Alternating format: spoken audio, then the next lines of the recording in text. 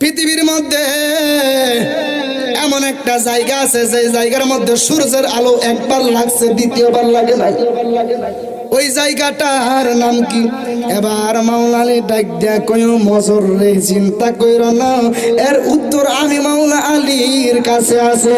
ওই জায়গাটা হলো ওই যে ফেরাউন মুসা নবীর দাওয়াত করেছিল, সুবহানাল্লাহ বলেন।